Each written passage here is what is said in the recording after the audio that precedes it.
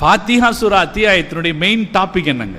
பிஸ்மில்லாஹிர் ரஹ்மானிர் ரஹீம், அல்ஹம்துலில்லாஹி ரப்பில் ஆலமீன், அர் ரஹ்மானிர் ரஹீம், மாலிகி யௌமித்தீன், இய்யாக நஅபுது வ இய்யாக நஸ்தஈன். இதிலெல்லாம் நாம் அல்லாஹ்வை புகழ்ந்து விட்டு அல்லாஹ்ட்ட என்ன கேட்கிறோம்?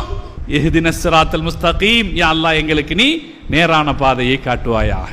இப்ப ஃபாத்திஹா சூராவினுடைய பிரதான நோக்கமே நாம் அல்லாஹ் இடத்திலே நேர்வழி கேட்பதுதான். இஹ்தினஸ் ஸிராத்தல் முஸ்தகீம், எங்களுக்கு நீ நேர்வழி காட்டுவாயாக என்று சொல்லிவிட்டு அல்லாஹ் நிறுத்தல. அதுக்கப்புறம் அந்த நேர்வழிக்கு அல்லாஹ் விளக்கம் சொல்கிறான். ஸிராத்தல் லதீனா அன்அம்த அலைஹிம், யா அல்லாஹ் நீ யாருக்கு அருள் செய்தாயோ அவர்களுடைய வழியை எங்களுக்கு காட்டுவாயாக. கைரில் மக்தூபி அலைஹிம், உன்னுடைய கோபத்திற்கு ஆளானவர்களுடைய வழி அல்ல. வலல்லாலீன், வழி தவறியவர்களுடைய வழி அல்ல.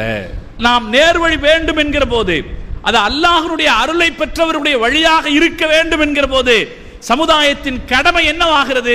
யார் அந்த அல்லாஹ்வுடைய அருளை பெற்றவர்களோ அவர்களுடைய வரலாற்றை அறிந்து கொள்ள வேண்டியது சமுதாயத்தின் கடமையாகிறது. ஆகிறதா இல்லையா? யார் அல்லாஹ்வுடைய கோபத்தை பெற்றார்கள் என்று தெரிந்து அவர்களுடைய வழியை விட்டு விலகி நிற்க வேண்டியது கடமையாகிறது. யார் வழி தவறி சென்றார்கள் என்று அறிந்து அவர்களுடைய பாதையை விட்டு விலகி நிற்க வேண்டியது கடமையாகதா இல்லைங்களா? இந்த ஃபாத்திஹா சூரா வரலாறு விஷயத்தில் இந்த உம்மத்திற்கான ஆர்வமும் தேடலும் எந்த அளவுக்கு இருக்க வேண்டும் என்று சொல்லித் தருகிறது.